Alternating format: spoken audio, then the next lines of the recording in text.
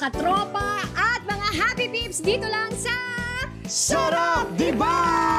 Simulan na natin agad ang masayang bonding kasama ang mga beautiful ladies of Love at First Read. Miss Jackie Lou Blanco, Miss Maricar de Mesa, and Kailina Alcantara. Ladies, welcome! Welcome to Sarap, diba?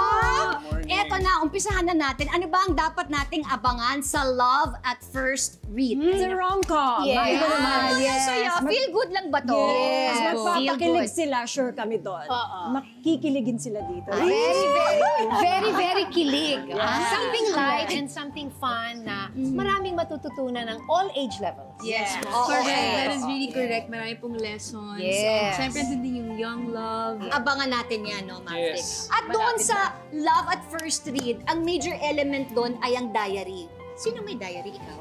Ako po. Nakakaloka naman kung si Maverick yung may diary, di ba? So ang tanong ko, kayo ba ay nag-diary nung kabataan nyo? Or up to now? Nagda-diary ba kayo? Yes. Oo. Diaries, lambo. Usong-uso. Dati. Wala naman mga laptop nung araw. Wala Parang na. na. Ngayon ba? Ngayon Oo. sa Cellphone, wala Kasi pa. pwedeng diary, pwedeng journal ang tawag. I think mga yun is more, ako parang ganun, I still do journaling every so often. Pero Yeah. dati ang tawag na diary. Diary, diba? Yes. Okay. Kayo ba, Kai, sa generation nyo, kayo ba may diary pa? Diary and journal And journaling. po.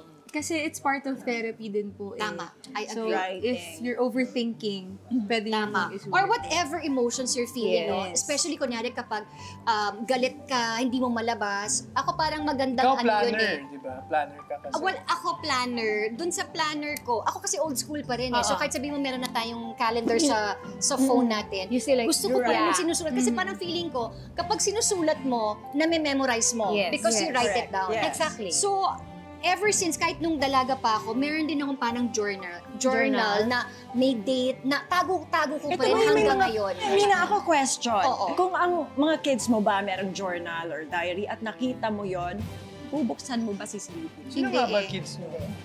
Hindi talaga. Hindi. Kasi, I have so much respect for For my them. kids. So, Yes. private ano nila yan eh.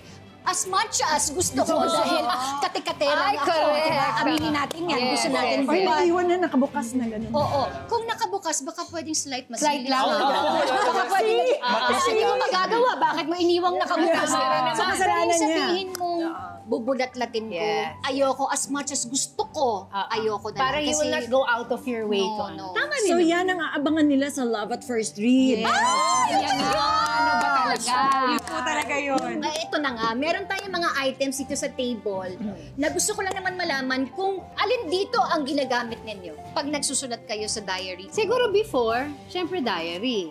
Ngayon, Oo. either this or any of this. Ano, nagkakaroon ba kayo ng love letters? Sa mga kabataan ngayon na, uso ba sa inyo yung love letters? Hindi ah. Sagutin niyo yan. Feeling ko man, pero ang pangit lang po kasi talaga ng sulat ko eh. O, so ayan na nga ang mga usap-usapan natin sa diary, sa mga journals, mga schedule books and all that. Yes, happy Yan. peeps!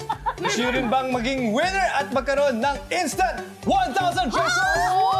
Aba, paano? Tumutok rin kayo sa Sarap Diba live stream happening now sa official YouTube channel ng GMA at ATM Adventure Taste Moments at abangan ang mga tanong tungkol sa episode today. Ayan. Ito na nga, when we return ako, ipagluluto naman namin kayo ng masarap na kimchi sinigang. Kaya naman tutok lang, magbabalik pa rin po ang Sarap Diba!